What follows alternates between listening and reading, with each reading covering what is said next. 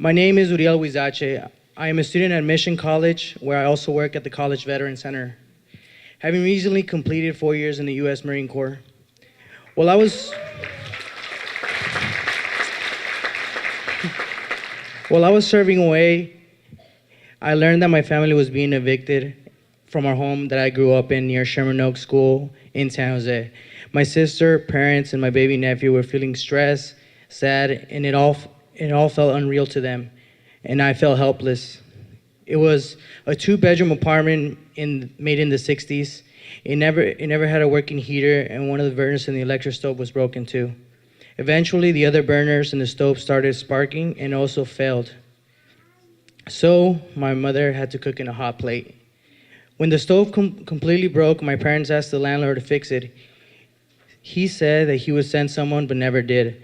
My parents asked twice, and for the third time, the third time they asked, they found an eviction notice on the door. They were all shocked and upset. When they called to tell me, I felt helpless. Currently, at the time, I was able to help my platoon, but cannot help my family. I was not there for them. It meant uprooting my family, changing schools for my youngest sister, and all the expenses and stress to move. My parents had faithfully paid the rent for 9 years. My father fixed things in all over the apartments for the landlord for free. To move into another apartment was going to cost us a lot of money. How could the landlord do this to my family? Thinking the city could help them, my parents filed a complaint with the San Jose Rental Rights and Referral Program, and a mediation hearing was scheduled. They were surprised when the hearing officer showed no interest in the dates of my parents' complaints and the eviction notice served right after. The officer accepted the landlord's explanation that it was just time for the relationship between my family and the landlord to come to an end. They were told that if they accepted the eviction, it would not go on the record. My parents, sister, and little nephew all had to move to a smart workspace office in Santa Clara that was fitted with a bathroom and a kitchen.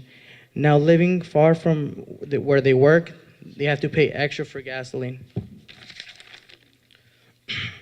Evictions like this should not happen to any family, especially if they religiously pay the rent on time and follow all rules.